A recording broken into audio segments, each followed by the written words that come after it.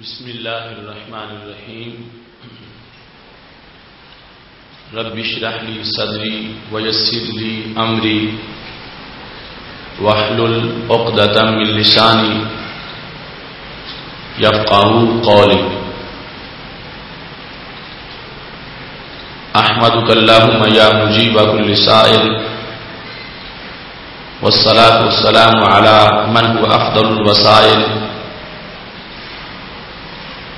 وعلى آله وأصحابه ذوي الفضائل أما بعد فأعوذ بالله من الشيطان الرجيم بسم الله الرحمن الرحيم لا أقسم بهذا البلد وأنت حل بهذا البلد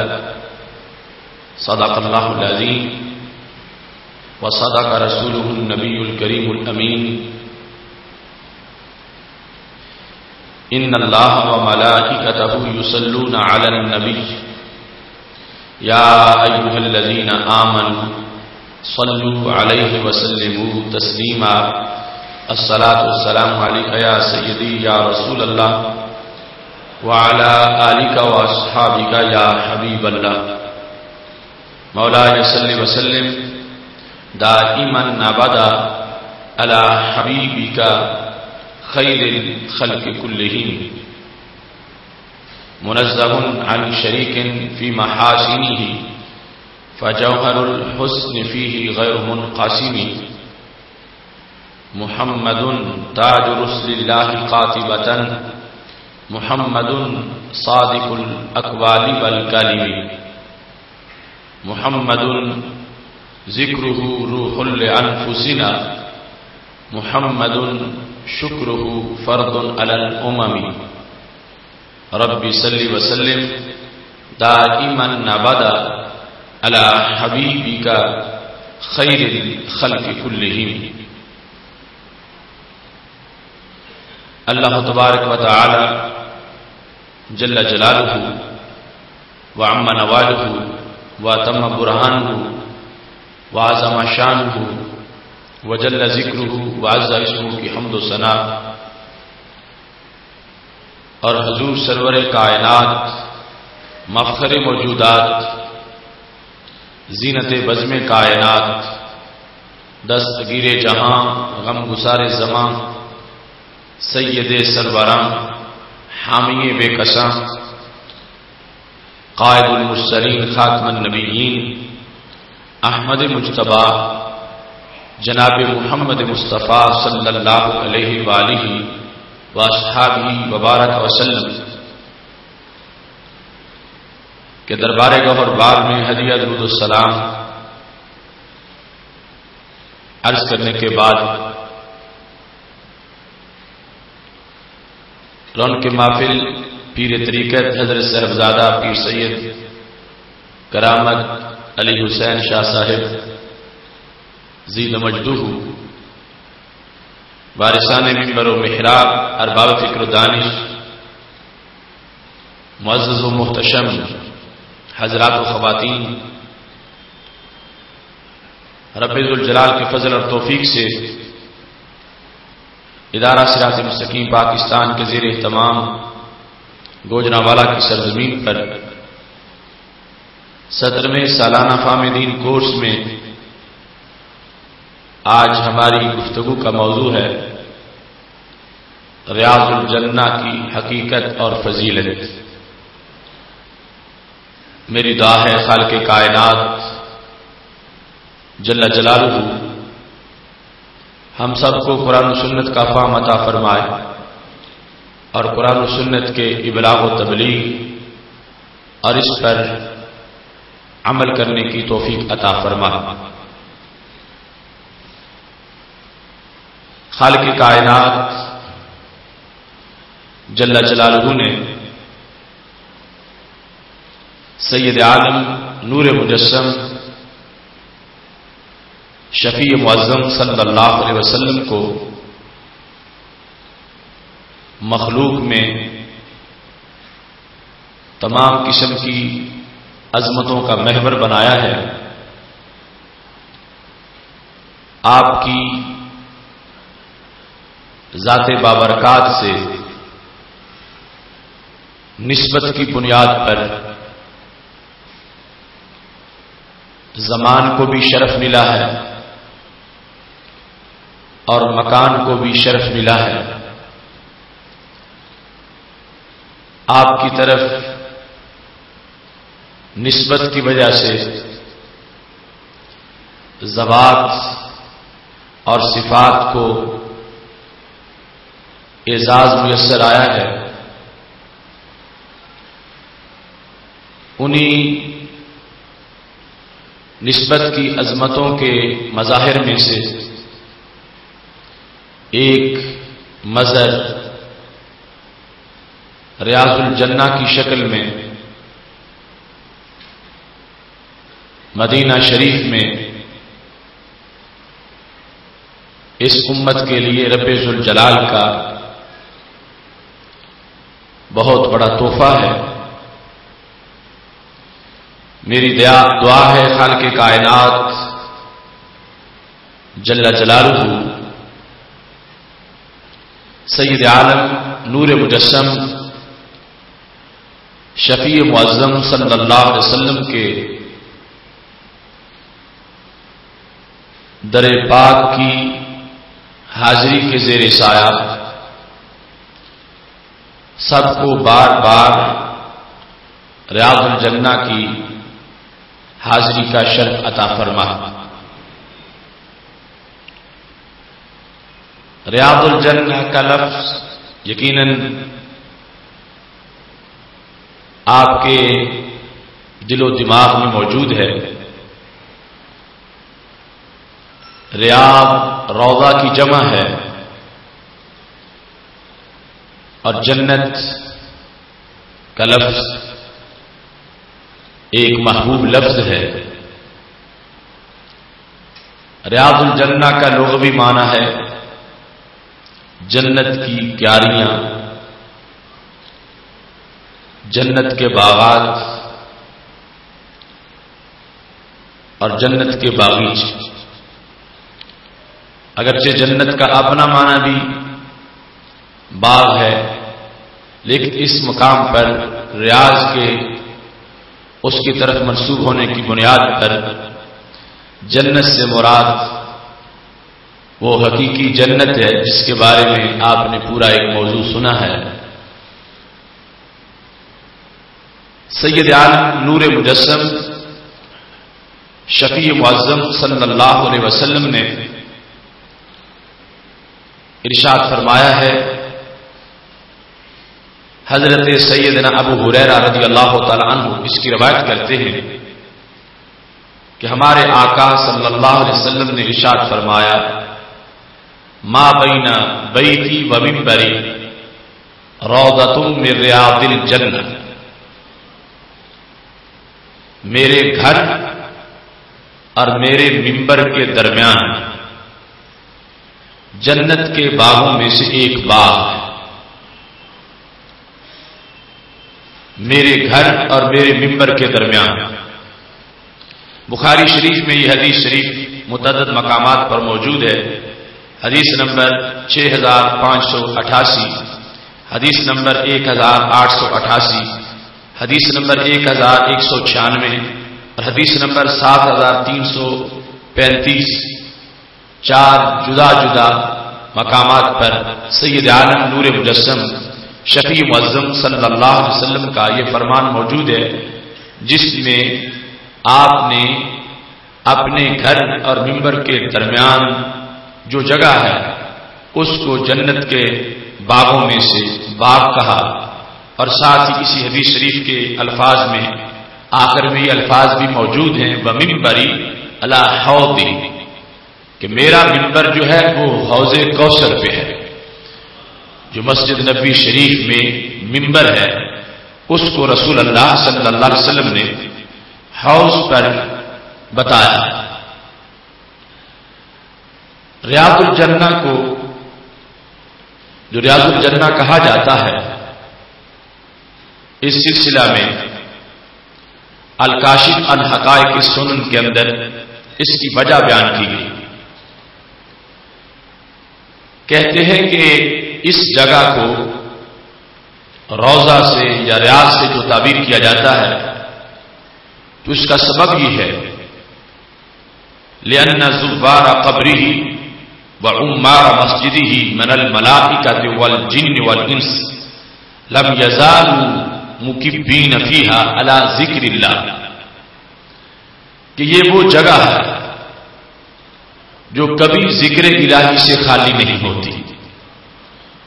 اور اس میں 3 مخلوقات جو ذکر میں مصروف رہتے ہیں۔ اس کے اندر سید عالم نور مجسم شفیع معظم صلی اللہ علیہ وسلم کی دہلیز پر حاضری دینے والے مسلمان، رسول اللہ صلی اللہ علیہ وسلم کی دہلیز پر حاضری دینے والے فرشتے،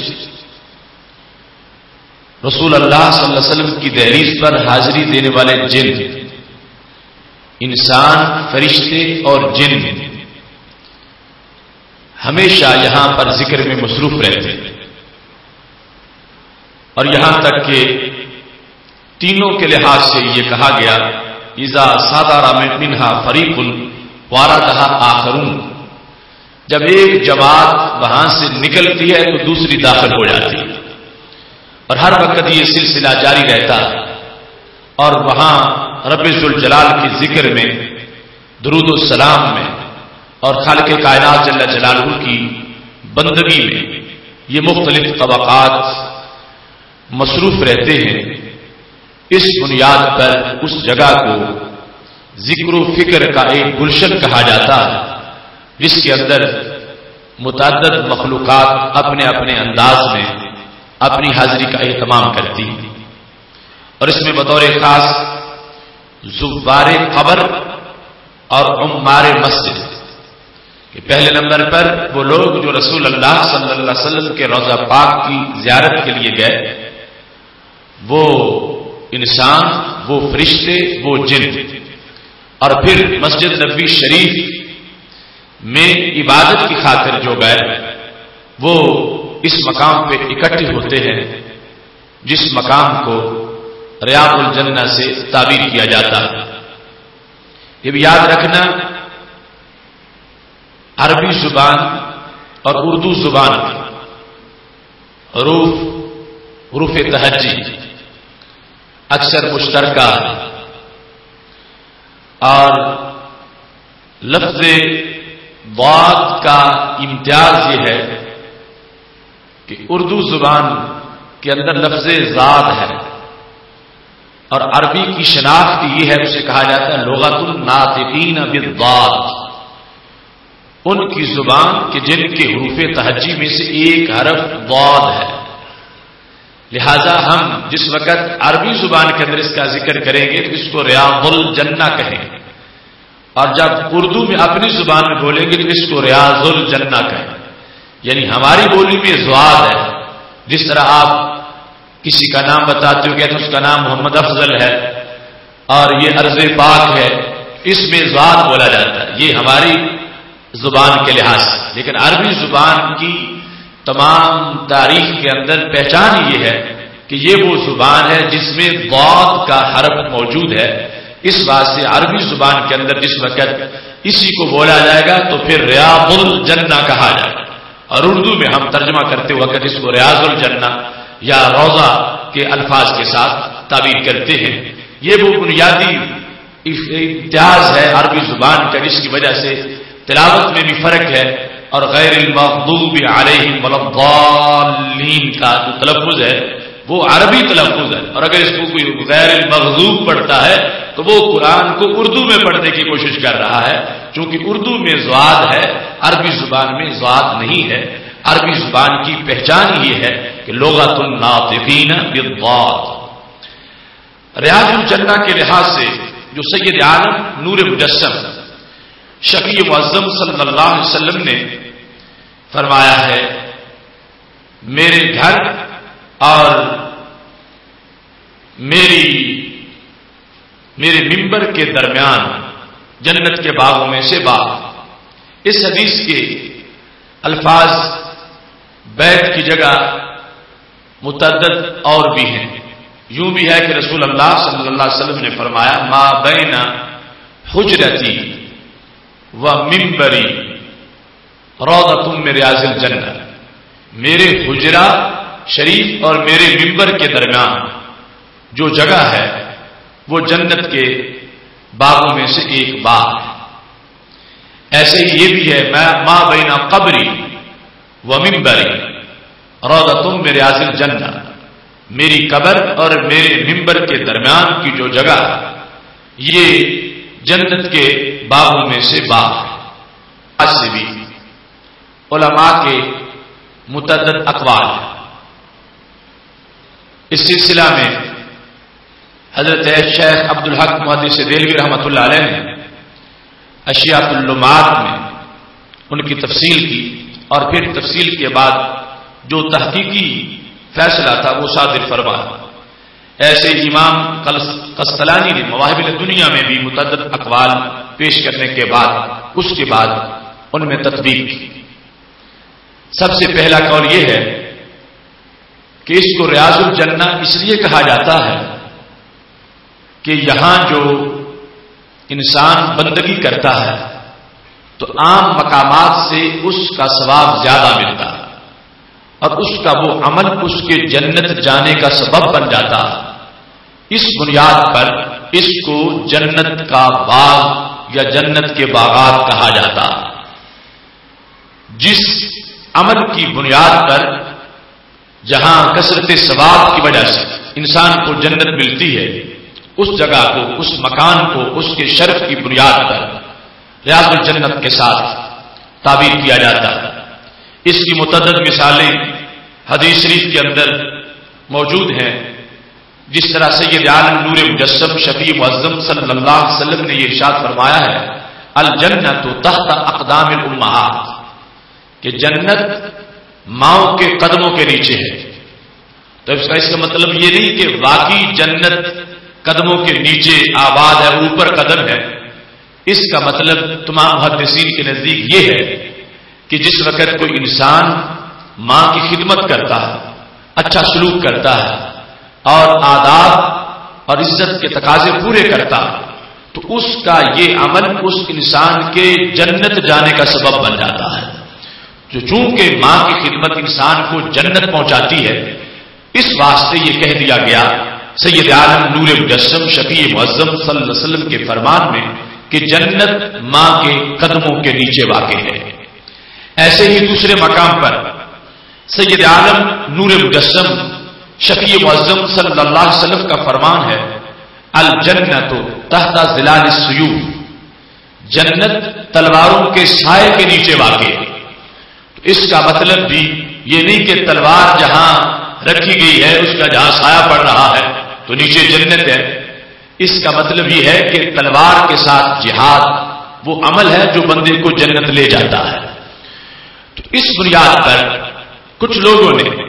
مفسرین محققین نے اس کی وضاحت کرتے ہوئے یہ کہا کہ اس کے ریاض الجنہ ہونے کا مطلب یہ ہے کہ یہاں کی بندگی باعث جنت ہے، اور چونکہ کثرت سے ثواب ملتا تو اس بنیاد پر اسے جنت کا باغ مجازن کہہ دیا گیا. چونکہ جنت کا ذریعہ ہے، جنت جانے کا دروازہ ہے، جنت جانے کا سبب ہے، تو مجازن جو سبب تھا اسے جنت کہہ دیا گیا. یہ کچھ لوگوں کا اس بارے میں خیال ہے. کچھ لوگوں نے اس کو یوں بھی بیان کیا مجمع ملائکہ و جن و انسس کہ دربار ذکر حق می نمائے و تسبیح و تقدیس می کنن، کہ چونکہ یہ مقام ایسا مقام ہے کہ جہاں پر جنتی بیٹھتے ہیں، کیونکہ فرشتے آتے ہیں اور فرشتے آ کے وہاں پر بندگی کرتے ہیں. وہ جنتی مخلوق وہاں جلوہ گر ہوتی ہے. ایسے ہی پھر جنت جانے والے جنہوں نے مایول میں جنتی بننا وہ آ کے وہاں پہ بیٹھتے ہیں، ملائکہ ہوں جن و انس ہوں. تو اس بنیاد پر ان جنتیوں کی نسبت کی وجہ سے اس جگہ کو ریاض الجنت کہہ دیا جاتا. تیسرا مطلب جو راجے مطلب اور صحیح ترین مطلب ہے وہ یہ ہے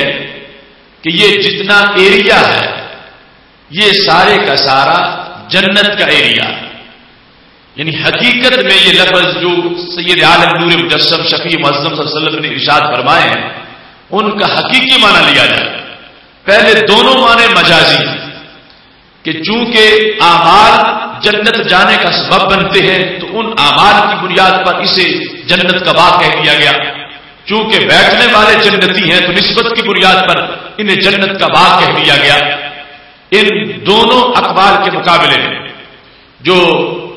صحیح ترین قول حضرت شیخ عبدالحق محدث دہلوی رحمۃ اللہ علیہ نے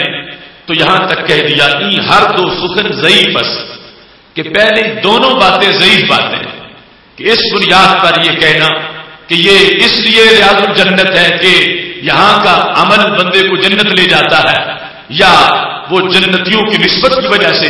اس کو ریاض الجنہ کہا جاتا ہے، ان دونوں کو ضعیف قول قرار دیتے ہوئے اشیاء اللمات شرح مشکات شریف کے اندر حضرت شیخ عبدالحق محدث دہلوی نے یہ کہا کہ یہاں وجہ خاص ہے جس کی بنیاد پر اس کو ریاض الجنہ کہا جاتا ہے، عام جگہوں کو ریاض الجنہ نہیں کہا جاتا۔ تو فرمانے لگے نیکی تو کہیں کی بھی ہو وہ جنت جانے کا باعث، نیکی جہاں بھی کوئی کرے وہ نیکی اس کو جنت لے جائے گی۔ جس وقت وہ نیکی اپنی پوری قوت کے ساتھ موجود ہوگی تو پھر کوئی اس جگہ کی خصوصیت واضح نہیں ہوتی۔ اگر اس بیس سے اس کو ریاض الجنہ کہا جائے کہ وہاں نیکی کرنے سے وہ نیکی بندے کو جنت لے جاتی ہے تو دنیا میں جس مسجد میں بھی نماز پڑھی جائے وہ نماز بندے کے لیے جنت جانے کا باعث ہوگی۔ جس جگہ بھی کوئی تلاوت کرتا ہے وہ تلاوت اس کے جنت جانے کا سبب بن سکتی ہے۔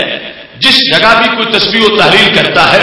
تو وہ بندگی کر رہا ہے، قارئ ثواب ہے اور جنتیوں والا کام ہے اور اس عمل سے وہ انسان جنت میں داخل ہو سکتا ہے۔ تو اس بنیاد پر انہوں نے کہا کہ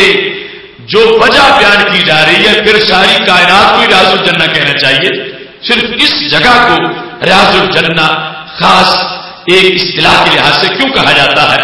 تو انہوں نے کہا اس واسطے یہ ماننا پڑے گا کہ باقی پوری زمین سے اس جگہ کو ایک اختصاص حاصل ہے جو باقی مقامات کو حاصل نہیں، وہ یہ کہ یہ بعین ہی جتنی جگہ ہے یہ عین جنت کی جگہ ہے۔ اس میں پھر آگے دو صورتیں ہیں، ایک یہ صورت ہے کہ یہ ٹکڑا جنت سے نازل ہوا اور دوسرا یہ ہے کہ اگرچہ پہلے جنت نہیں تھا لیکن بعد میں جنت کا بنا دیا گیا، عین جنت سے نازل ہوا۔ اس لحاظ سے بھی امام کستلانی کا یہ قول موجود ہے کہ جس طرح رب ذوالجلال نے حضرت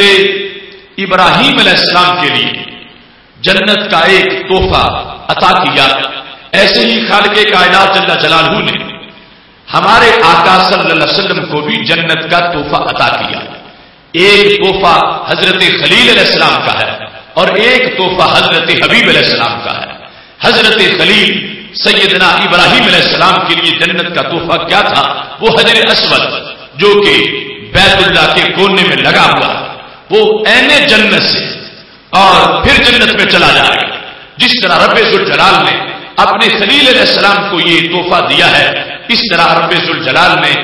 اپنے حبیب حضرت محمد مصطفیٰ صلی اللہ علیہ وسلم کو ریاض الجنہ کی شکل میں یہ تحفہ عطا فرمایا ہے۔ لہذا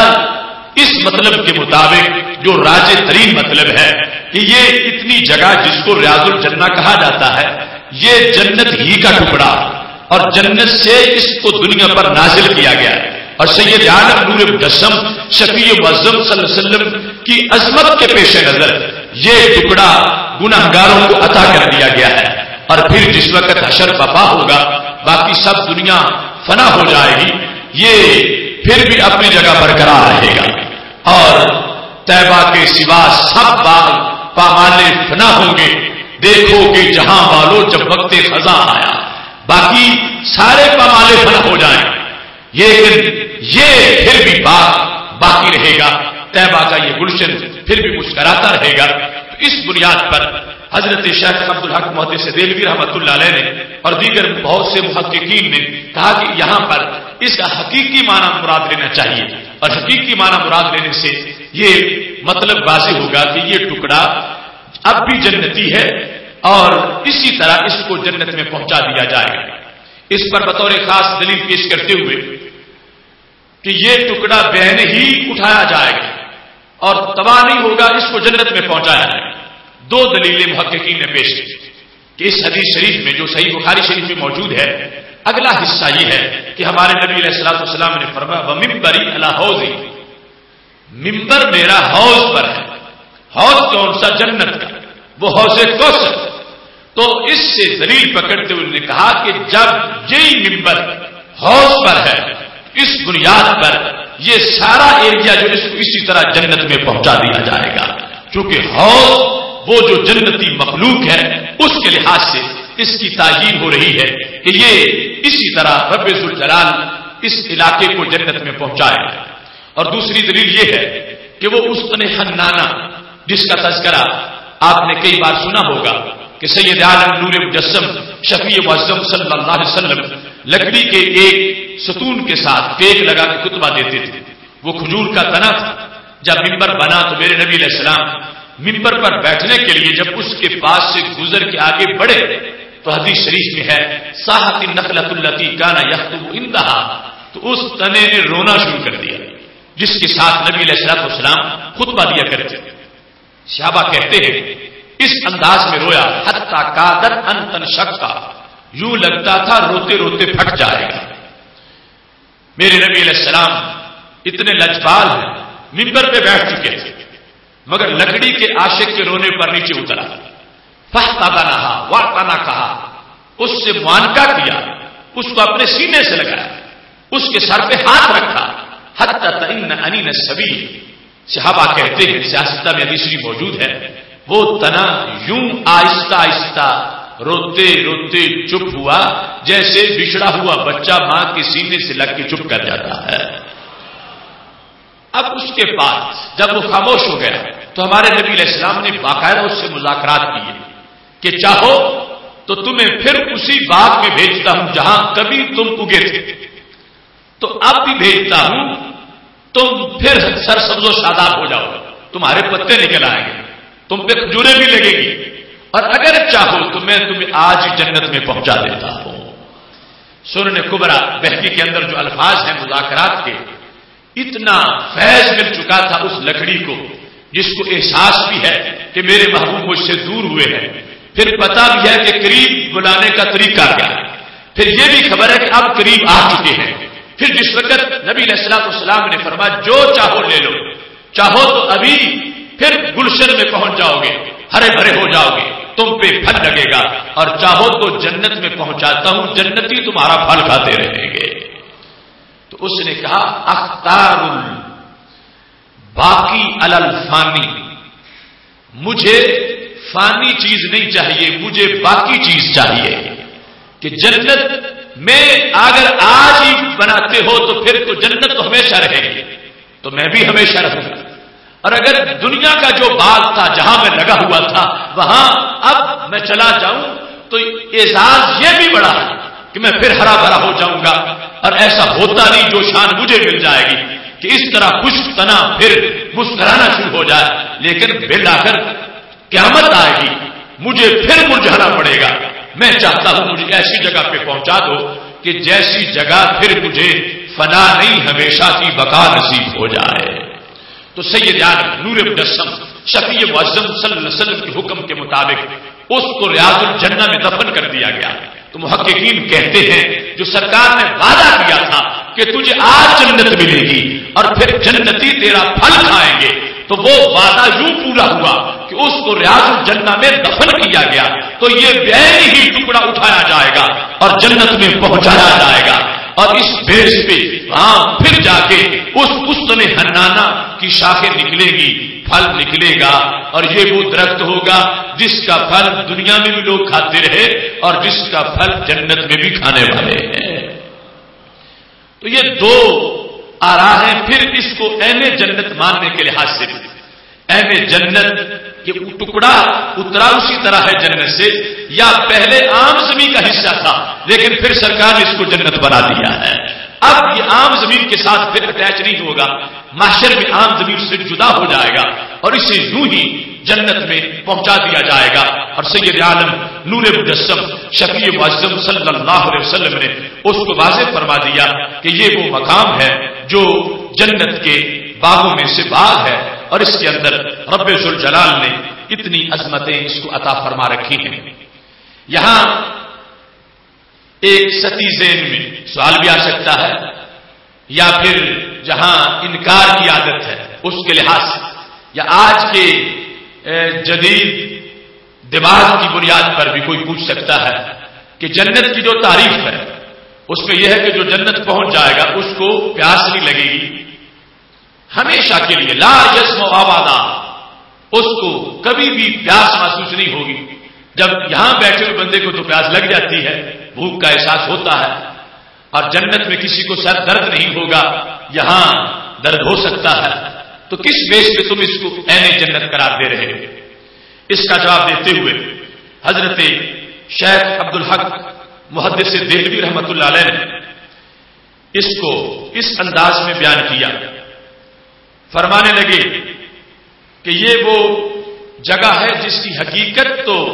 عین جنت والی ہے، آگے اس کے احکام جو ہیں ان کا اجرا اس وقت ہوگا جس وقت حشر برپا ہو جائے گا، اس کے بعد وہ عین جنت کے احکام، نہ کھانا یعنی بھوک کا احساس نہ ہونا اور پیاس کا احساس نہ ہونا اور اس طرح کی جو امور ہیں ان کا جو اطلاق ہوگا وہ اس وقت سے ہوگا، اور رب ذوالجلال نے اس کو حقیقت آدھی وہ عطا فرما دی ہے، اور یہ خالق کائنات جل جلالہ کی ان حکمتوں کے پیش نظر ہے جو اس نے عین جنت کو چھپا رکھا ہے، اور عین جنت کو چھپانے کی وجہ سے ایمان بالغیب کی شان رکھی ہے اور لوگوں کا امتحان رکھا ہے۔ اس واسطے جب عین جنت خود چھپی ہوئی ہے تو عین جنت کا وہ حصہ جو سامنے موجود ہے اس کو ظاہر کر دیا گیا ہے، لیکن اس کے جو آثار ہیں ان کو کچھ وقت کے لیے نظروں سے اوجھل کر دیا گیا ہے۔ جیسے سید عالم نور مجسم شفیع معظم صلی اللہ علیہ وسلم نے اس حکمت کے پیش نظر جب جنت کا گچھا اپنے ہاتھ میں پکڑ لیا تھا، صحیح بخاری شریف میں موجود ہے، نماز پڑھاتے پڑھاتے ہاتھ اونچا کیا، پھر ہاتھ نیچے کر لیا، قدم پیچھے ہٹا لیے، صحابہ کرام رضوان نے پوچھا کہ محبوب یہ ماجرا کیا تھا؟ فرمایا میں نے جنت کا گچھا پکڑا تھا مگر میں نے توڑا نہیں ہے، مجھے یہ خیال آیا ہے کہ رب نے جنت چھپائی ہوئی ہے، اگر میں توڑ لوں گا تو جنت ظاہر ہو جائے گی اور پھر امتحان کے جو تقاضے ہیں ان کے اندر خلل آ جائے گا، میں نے رب کی حکمتوں میں مداخلت کو اچھا نہیں سمجھا، اس واسطے میں نے اس گچھے کو توڑ دیا ہے۔ تو یہ چیز تھی کہ جس کو ظاہر ہی نہیں کیا، آگے ظاہر کرتے پھر لوگ کھاتے تو پھر ایک نیا اس سے انکشاف ہوتا۔ یہ ریاض الجنہ کی شان یہ ہے کہ اس کو ہمارے نبی علیہ السلام نے ظاہر فرما دیا ہے، اس کو نامزد کر دیا ہے، اور ساتھ اس کے جو آثار ہیں ان پر ظاہر کے لحاظ سے پابندی لگا دی گئی ہے کہ جس وقت حشر برپا ہوگا اسی کے اندر وہ ساری خصوصیات موجود ہوں گی جو رب ذوالجلال نے حقیقی جنت میں رکھی ہوئی ہیں، اور کتنی بڑی قیمت ہے۔ میرے نبی علیہ الصلوۃ والسلام کا فرمان ہے موضع صوت من الجنت خیر من الدنیا وما فیہا، ایک گز مربع جنت کی قیمت اگر کوئی ساری دنیا بیچ کے پوری کرنا چاہے تو پوری نہیں کر سکتا، اتنی قیمتی ایک گز مربع جنت ہے۔ تو رب ذوالجلال نے میرے محبوب علیہ السلام کو امت کے تحفے کی خاطر کئی گزوں پر مشتمل جنت کا ٹکڑا دنیا میں ہی عطا فرما دیا ہے۔ اس کی تعین کے لحاظ سے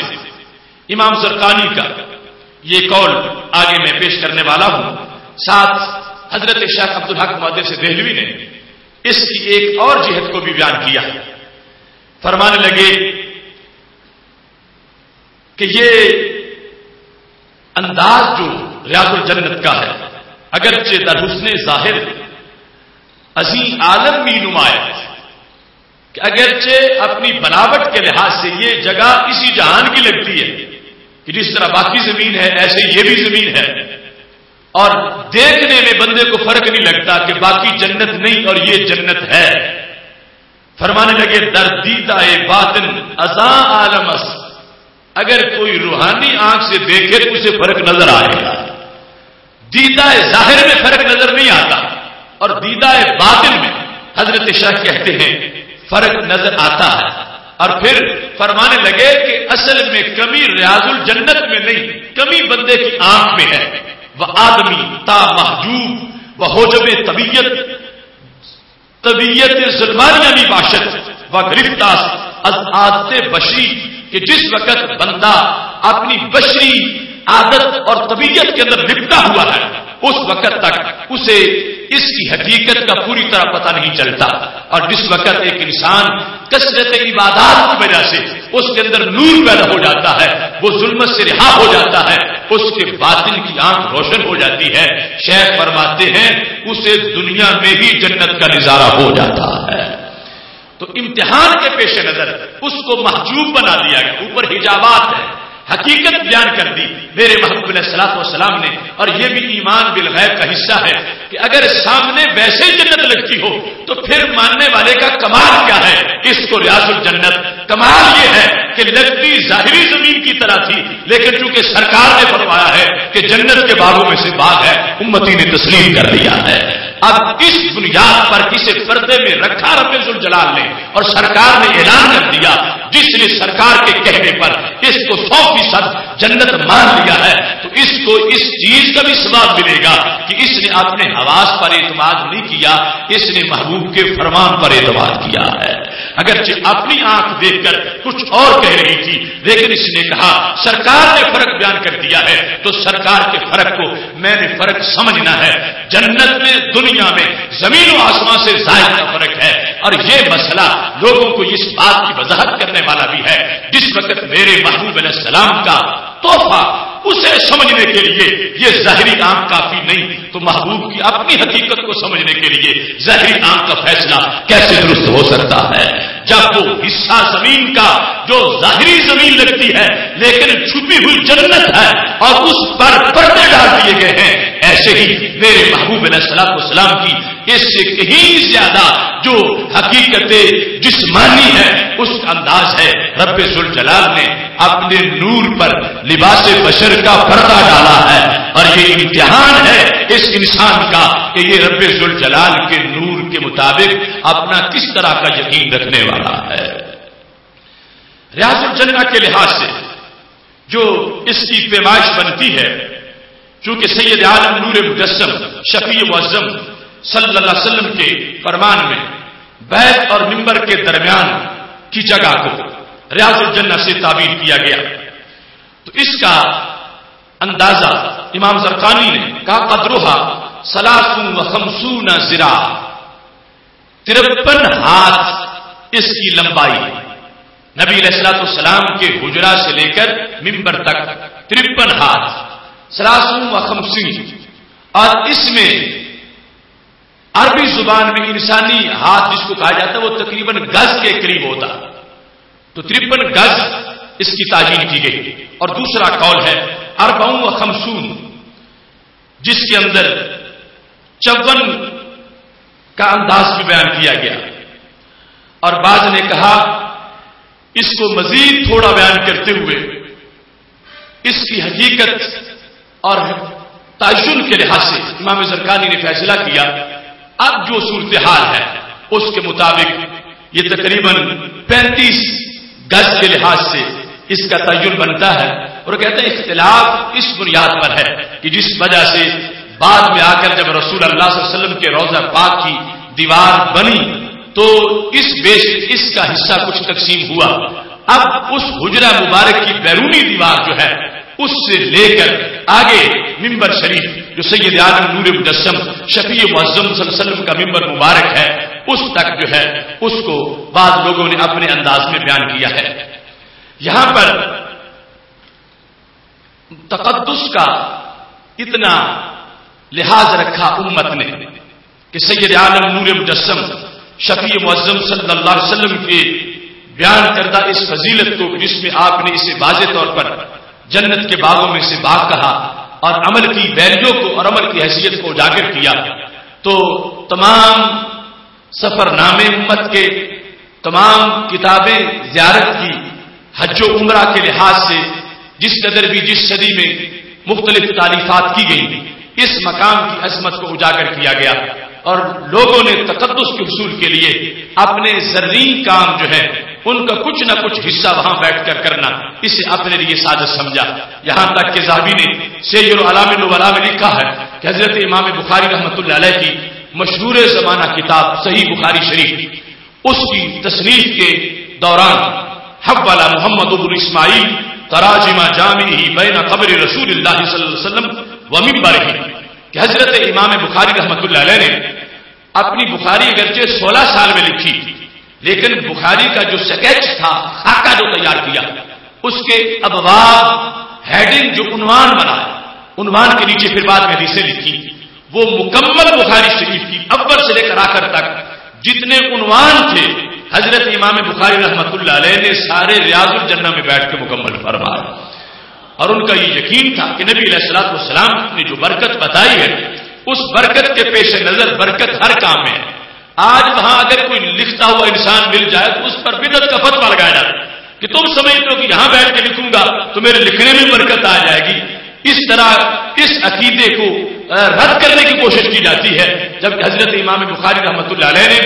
اپنی صحیح بخاری کے سارے ابواب جو ہے اس جگہ لکھے، اور جو ان کی تاریخ کبیر ہے امام بخاری کی، اس کو انہوں نے اپنے محبت کے انداز میں رسول اللہ صلی اللہ علیہ وسلم کے روضہ پاک یعنی مواجہ شریف کے سامنے بیٹھ کر اس کا بہت سا حصہ مکمل فرمایا ہے. آج اس لحاظ سے بھی اس بحث کو اجاگر کرنے کی ضرورت ہے کہ روضہ کے لفظ سے کچھ لوگوں نے سید عالم نور مجسم شفیع معظم صلی اللہ علیہ وسلم کی قبر شریف پر جو لفظ روضہ کا اطلاق کیا جاتا ہے، اس لفظ روضہ کو خلاف شرع کہنا شروع کر دیا. آپ میں سے ہر شخص یہ کہتا ہے میں روضہ رسول صلی اللہ علیہ وسلم کی زیارت کرنا چاہتا ہوں اور میں روضہ رسول کی تڑپ رکھتا ہوں اور میں روضہ رسول پر جانا چاہتا ہوں. بچہ بھی کہتا ہے، بڑا بھی کہتا ہے، ہر ایک کی یہ محبت کا انداز ہے کہ لفظ روضہ بولتے ہی سب سے پہلے جو چیز دماغ میں آتی ہے وہ محبوب علیہ الصلوۃ والسلام کا در پاک ہے. لیکن حسد، بغض، جہالت اور کم بختی کی انتہا ہے کہ کچھ لوگوں نے صرف زبان سے نہیں فتویٰ میں یہ لکھ دیا کہ نبی علیہ الصلوۃ والسلام کی قبر کو قبر کہو، روضہ نہ کہو. روضہ کہنا خلاف شرع. آپ حیران ہوں گے کہ ایسی بھی کوئی مخلوق ہو سکتی ہے کہ جو اتنا حسد رکھے، اتنا بغض رکھے نبی علیہ الصلوۃ والسلام کے ساتھ کہ سرکار دو عالم صلی اللہ علیہ وسلم کی آرام گاہ اور وہ حصہ زمین کا جو عرش سے بھی افضل ہے، جہاں میرے نبی علیہ الصلوۃ والسلام کا جسم مبارک جلوہ گر ہے، اس پر لفظ روضہ کے اطلاق کے لحاظ سے آج آ کے نام نہاد امتیوں نے یہ کہنا شروع کر دیا کہ صرف قبر رسول کہو، صرف قبر نبی علیہ السلام کہو، اس کو روضہ کہنا ناجائز. شاید کوئی یہ سمجھ رہا ہو کہ یہ ہوائی باتیں ہیں. میرے پاس اس وقت یہ دورۃ الحج پورا چھپا ہوا موجود ہے، منہج و دورۃ الحج، جو سعودی عرب میں جو بیرونی لوگ ہیں ان کو جو کورس کرایا جاتا ہے، یہ وہ کورس ہے حج کا جس کے اوپر المکتب التعاونی للدعوت والارشاد یہ لکھا ہے.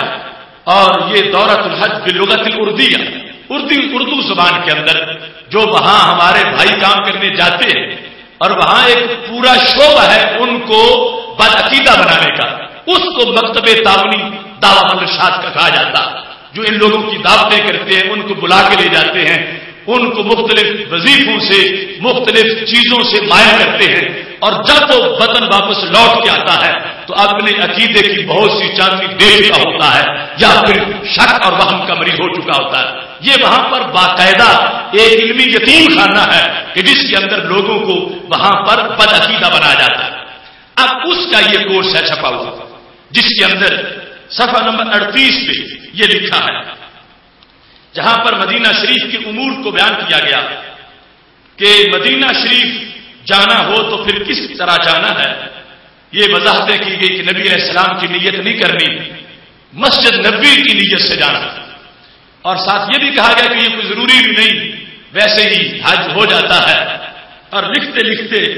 یہاں پر جو صفحہ نمبر 38 پہ جس چیز کو لکھا گیا جو بطور خاص آج کے موضوع کے لحاظ سے اس کی وضاحت بڑی ضروری ہے. اس میں نبی اکرم نور مجسم شفیع معظم صلی اللہ علیہ وسلم کے روضہ پاک جو قبر شریف کی جگہ ہے جس پر امت متفق ہے کہ وہ جگہ عرش مقدس سے بھی افضل ہے. یہ صفحہ نمبر 38 پر یہ لکھا ہے اہم تنبیہ، نوٹ دے کر کہ یہ ساری باتوں میں سے ضروری بات اس کو ذہن میں رکھنا. اہم تنبیہ کے سامنے کیا لکھا ہے؟ قبر رسول صلی اللہ علیہ وسلم کو روضہ کہنا حدیث رسول صلی اللہ علیہ وسلم کی صریح خلاف ورزی ہے. قبر رسول صلی اللہ علیہ وسلم کو روضہ کہنا حدیث رسول صلی اللہ علیہ وسلم کی صریح خلاف ورزی ہے. اب ایک تو یہ ظلم ہے کہ روضہ کہنے سے روکا، اور دوسرا یہ فراڈ ہے کہ اسے حدیث کے سہارے سے روکا. کہ قبر رسول صلی اللہ علیہ وسلم کو روضہ کہنا یہ حدیث رسول صلی اللہ علیہ وسلم کی صریح خلاف ورزی ہے. صریح خلاف ورزی، معمولی خلاف ورزی بھی نہیں، صریح خلاف ورزی ہے. لہذا تم میں سے ہر بندہ ان کے نزدیک حدیث کی خلاف ورزی کرنے والا، حدیث کو ترک کرنے والا منکر حدیث ہے، اور معاذ اللہ اتنے بڑے جرم کا ارتکاب کرنے والا کہ وہ سرکار دو علیہ وسلم کے فرمان کو مسترد کر رہا. اور یہ کون ہے کہنے والے؟ یہ پوری دنیا کے مسلمان سوائے ان مسلط لوگوں کے جن کا ایک خاص مزاج ہے، ان کے سامنے ان کی حیثیت انہیں خود پتا ہے. باقی وہاں کے لوگ بھی یہاں کے لوگ بھی عرب ممالک سے آئے ہوئے ہوں یا یورپ کنٹریز سے ہوں، جہاں سے بھی ہوں، سب کے دلوں کے اندر یہ نقش موجود ہے. اور کوئی قبہ خضرا کہتا ہے، کوئی گنبد خضرا کہتا ہے، کوئی روضۃ الرسول کہتا ہے. وہ کہتے ہیں قبہ خضرا بھی مت کہو، گنبد خضرا بھی مت کہو، روضہ رسول بھی مت کہو. عام لفظ جو دوسروں کے لیے بولا جاتا ہے وہ یہ بھی بولو. عام قبر ہو کہتے ہو زید کی قبر، عمر کی قبر، بکر کی قبر، تو کہو نبی کی قبر. معاذ اللہ یہاں یعنی روضہ کے رد کے لحاظ سے اگرچہ قبر نبی علیہ السلام کا جو لفظ ہے وہ اس کا اطلاق جائز ہے، موجود ہے، لیکن جس کی نفی کی جا رہی ہے بات اس کے لحاظ سے ہے کہ چلتے چلتے انہوں نے آہستہ آہستہ یہ اب جو ہر سال دین بدلتا ہے اس کے لحاظ سے انہوں نے یہ بھی کہہ دیا کہ امت میں چونکہ ہر جگہ روضہ کا لفظ بولا جاتا ہے تو کہتے ہیں انہوں نے کہا روضہ یہ نہیں جہاں نبی علیہ السلام جلوہ گر ہے، یہ تو قبر ہے، اس کو روضہ مت کہو. اور ساتھ یہ حدیث شریف جو ہم بیان کر رہے ہیں اس حدیث شریف کو ذکر کر دیا کہ آپ صلی اللہ علیہ وسلم نے اپنے گھر اور ممبر کے درمیان والی جگہ کو روضہ قرار دیا ہے، نہ کہ اپنے گھر کو. دلیل دیکھو کہ آپ نے اپنے گھر اور ممبر کے درمیان والی جگہ کو روضہ کہا ہے، اپنے گھر کو روضہ نہیں کہا. تو اس واسطے یہ کہنے لگے کہ آپ کی قبر مبارک حجرہ عائشہ صدیقہ رضی اللہ تعالی عنہا میں ہے، اس لیے اس سے احتراز کیا جائے، اسے روضہ نہ کہا جائے. روضہ وہ ہے جو درمیان ہے حجرے کے اور ممبر شریف کے درمیان جو جگہ ہے وہ روضہ ہے. نبی علیہ السلام کی قبر مبارک والی جگہ کو روضہ کہنا معاذ اللہ ان کے نزدیک حدیث کی صریح خلاف ورزی ہے. اب اس چیز کو میں آپ کے سامنے بیان کرنا چاہتا ہوں کہ کہاں سے یہ سوچ آئی اور کہاں امت مسلمہ کی حقیقی سوچ موجود ہے. اگر تھوڑا سا بھی انسان کو سوچنے کا سلیقہ ہو تو مسجد نبوی شریف سے اگر میرے نبی علیہ السلام کی نسبت کی منفی کر دی جائے تو پیچھے کیا بچتا ہے؟ مدینہ شریف کو جو سید عالم نور مجسم شفیع معظم صلی اللہ علیہ وسلم کی نسبت سے عظمت ملی ہے، اور اگر سرکار کی نسبت اور عظمت سرکار کی وجہ سے نہ مانی جائے تو پھر پیچھے کیا حیثیت باقی رہ جائے گی؟ جو عظمت ہے اس خاک کی وہ ساری کی ساری تو میرے محبوب علیہ السلام کے دم قدم سے ہے. خود کہا تھا اے اللہ تو نے حضرت ابراہیم علیہ السلام کے کہنے پر مکہ کو حرم بنایا تھا، انی حرمت المدینہ حراما، میں نے مدینہ شریف کو حرم بنا دیا ہے. روضہ کے اطلاق کے لحاظ سے یہ بات ذہن میں رکھنی چاہیے. یہاں پر جو ریاض الجنہ کو روضہ کہنے کی سبب امت نے بیان کیا، اگر وہ پڑھو گے تو پھر پتا چلے گا کہ جن کی وجہ سے جن کے طلبوں کی نسبت سے عام زمین جنت کا باغ بن گئی ہے، تو جہاں وہ پیکرے پر نور خود جلوہ گر ہے، وہ جنت کا کتنا بڑا باغ ہوگا۔ اس سلسلہ میں امام قسطلانی نے مواہب الدنیا وضاحت کی، یعنی یہ امت کا جو شروع سے عقیدہ آ رہا، اب بگڑا ہوا عقیدہ کیا ہے کہ روزہ کہنا حدیث کی خلاف ورزی ہے، اور جو تسلسل کی عقیدہ آ رہا ہے اس عقیدے کی وضاحتیں کیا ہیں۔ اس مقام پر امام قسطلانی نے اس کی یہ وضاحت کی کہ یہاں پر روزہ کا اطلاق جو ہے وہ اس لیے کیا جاتا ہے، کہتے ہیں کانا مشیہ صلی اللہ علیہ وسلم حیثما مشا ظہرت البرکات مع ذالک کلی، کہ ہمارے نبی علیہ الصلوۃ والسلام مرکز برکات ہیں، آپ جس وقت کسی جگہ بھی تشریف لے جاتے ہیں وہاں اس جگہ کو برکتیں میسر آ جاتی ہیں اور برکات کا ظہور ہوتا ہے۔ من بدء ظہورہ الی حین وفاتہ، نبی علیہ الصلوۃ والسلام کی ولادت باسعادت سے لے کر آپ کے وصال تک جہاں جہاں بھی آپ تشریف لے گئے ہیں، آپ کا قدم مبارک لگا ہے، آپ کی نسبت سے رب ذوالجلال نے ہر مقام کو برکتیں عطا فرمائی ہیں۔ یہاں تک کہا کہ آپ کی وجہ سے آپ کی امی جان کو عصمت حاصل ہوئی ہے، سیدہ آمنہ طیبہ طاہرہ رضی اللہ تعالی عنہا، ان کو رب ذوالجلال نے عصمت عطا فرمائی، اور آپ کی وجہ سے حضرت حلیمہ سعدیہ رضی اللہ تعالی عنہا کو عصمت مل گئی، اور چلتے چلتے یہاں تک کہا حتی الاتان، وہ سواری جس پر سیدہ حلیمہ رضی اللہ تعالی عنہا ہمارے نبی علیہ السلام کو لے کے بیٹھی تھی، رب ذوالجلال نے آپ کی نسبت سے اس سواری کو بھی عظمت عطا فرما دی ہے، اور کہنے لگے یہاں تک کہ وہ جگہ جہاں سواری نے قدم رکھے، التی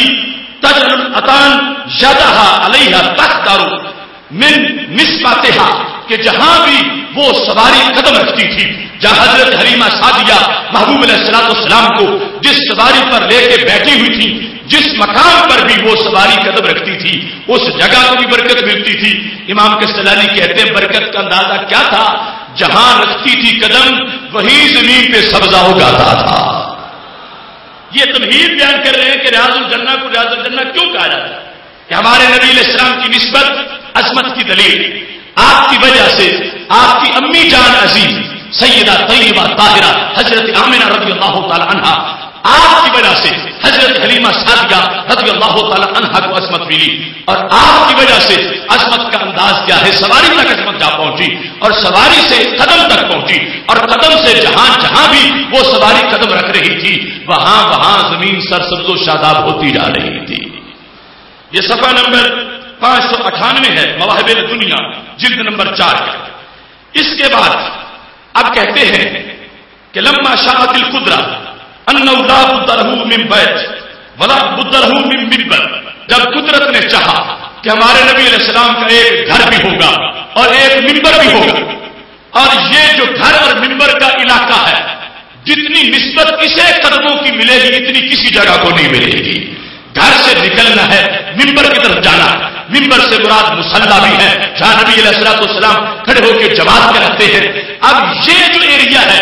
اس کو نسبت میسر ہے، اس نے بار بار میرے محبوب کے تلوے چومنے ہیں، اس نے بار بار سید عالم نور مجسم شفیع معظم صلی اللہ علیہ وسلم کی طرف منسوب ہوتے ہوئے عظمت پانی ہے۔ اس بنیاد پر حضرت امام قسطلانی کہنے لگے کہ یہ اس وقت صورتحال تھی، وانہ بالضرورۃ یکثر ترددہ صلی اللہ علیہ وسلم بین المنبر والبیت، ساری ظاہری حیات جو مدینہ شریف میں جا کے گزری ہے اس میں بار بار آنا جانا تھا۔ تردد کا معنی یہاں پر آنا جانا ہے، منبر اور بیت کے درمیان کا جو علاقہ تھا وہاں فالحرمۃ التی اوتیا اذا کان من مسہ واحد بمعاشرتہ او بواسطہ حیوان او غیرہ تظہر البرکہ والخیر فکیف مع کثرۃ تردادہ، کہنے لگے جب سواری پہ ایک بار بیٹھے تھے تو برکت زمین تک پہنچ گئی تھی، تو جس زمین پہ بار بار چلے ہیں اور بار بار قدم رکھے ہیں اس پر پھر برکت کتنی زیادہ ہوگی۔ اس بات سے کہا ریاض الجنہ، اگر ریاض الجنہ بنی ہے تو سرکار کے قدموں سے بنی ہے، سرکار کی نسبت سے بنی ہے، سرکار کی فیض سے بنی ہے، اور اس بنیاد پر جو عظمت نبی اکرم نور مجسم شفیع معصوم صلی اللہ علیہ وسلم کے پیکر سے مست ہونے کی وجہ سے جب عام زمین خاص بن گئی ہے تو وہ پیکر جہاں خود جلوہ گر ہے وہ کتنا بڑا جنت کے باغوں میں سے باغ ہوگا۔ یہاں یہ بات بھی ذہن میں رہے، امام کستلانی نے سوال کیا کہ ہو سکتا ہے کہ اس پر کہے کہ پھر پورا مدینہ شریف ہی ریاض الجنہ ہونا چاہیے، کیونکہ پورے مدینہ شریف میں قدم رکھتے رہے محبوب علیہ الصلوۃ والسلام کے، تو پھر پورے مدینہ شریف کو ریاض الجنہ کہنا چاہیے۔ اس اعتراض کا ذکر کر کے کہتے ہیں فل جواب انہ قد حصل للمدینہ تفضیل لم يحصل لغیرها، کہ معترض یہ اعتراض کر کے فارغ نہ ہو جائے، ہم اس کو جواب سے ضرور معمور کریں گے۔ کہا پورا مدینہ بھی کب محروم رہا ہے کہ سید عالم نور مجسم شفیع معصوم صلی اللہ علیہ وسلم کی نسبت سے مدینہ پورا ایریا جو ہے اس کو رب نے وہ فضیلت دی ہے جو اور جگہوں کو عطا نہیں فرمائی۔ لہذا پھر بھی فرق ہے، جہاں قدم زیادہ لگے ہیں وہ جگہ اور ہے، جہاں قدم تھوڑے لگے ہیں وہ جگہ اور ہے، جہاں عام قدموں کے یعنی تھوڑے نشانات ان کو میسر آئے اس زمین کو وہ بھی فضیلت پاگی، وہاں بھی دجال داخل نہیں ہوگا، وہاں بھی وبا نہیں آئے گی، وہ بھی اللہ کا برکتوں سے معمور ہو گیا۔ لیکن جو 5 نمازوں کے وقت اور اس کے علاوہ بھی جہاں مسلسل میرے محبوب علیہ الصلوۃ والسلام کا آنا جانا ہے اور جہاں جلوہ گری ہوتی ہے اس مقام کو رب ذوالجلال نے محبوب کے غلاموں کے لیے جنت کے باغوں میں سے باغ بنا دیا ہے۔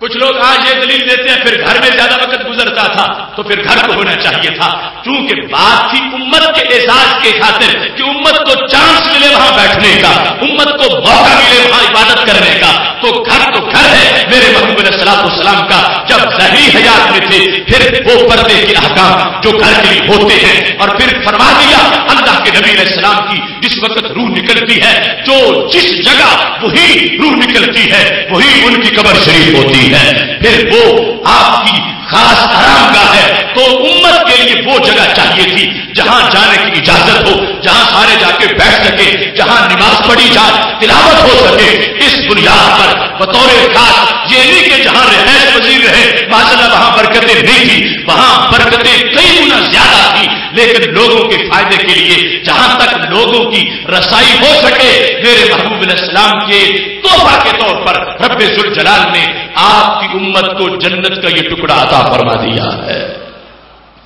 یہاں اس چیز کو ذہن میں رکھنا کہ سید عالم نور مجسم شفیع معصوم صلی اللہ علیہ وسلم کی نسبت سے یہ جو عظمت بیان ہو رہی ہے، امام کستلانی کہتے ہیں لِأَنَّهُ جَاءَتِ الْبَرْكَةُ مُتَنَاسِبَةً لِتَكْرَارٍ، یہ برکت سرکار کی وجہ سے آئی ہے،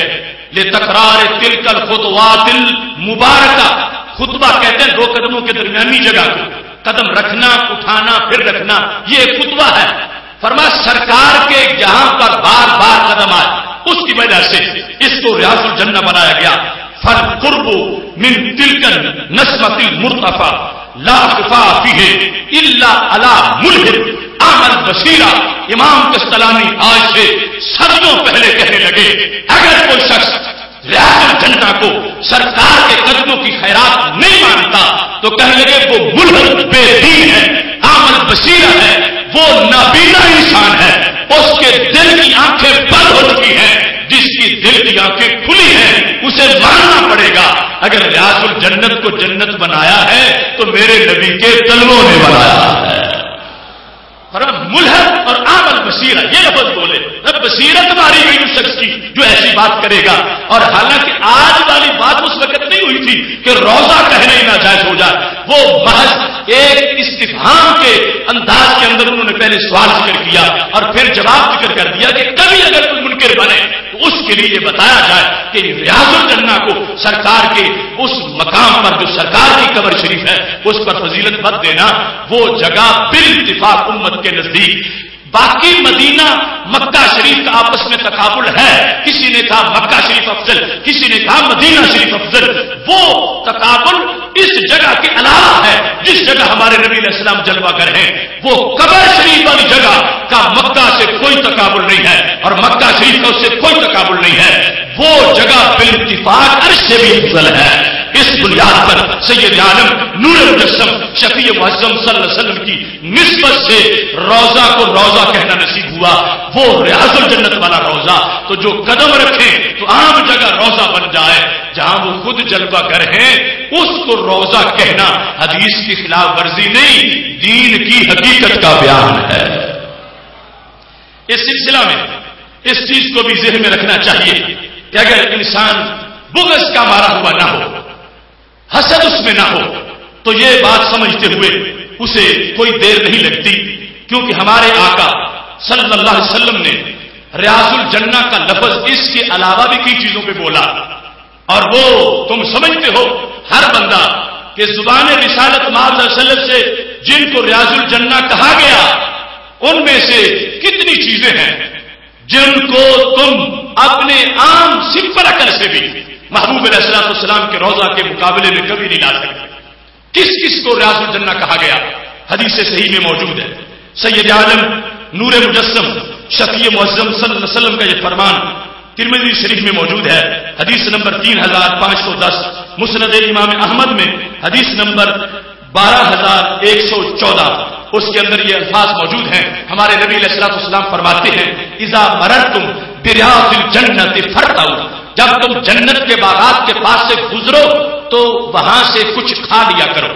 لغوی معنی ہے چر لیا کرو، تو انسان کیونکہ چرتے نہیں اس واسطے فرتعوا کا معنی ہے کچھ کھا لیا کرو. جب جنت کے باغات کے پاس سے گزرو تو وہاں سے کچھ کھایا کرو. قالوا یا رسول اللہ صلی اللہ علیہ وسلم وما ریاض الجنہ، صحابہ نے پوچھا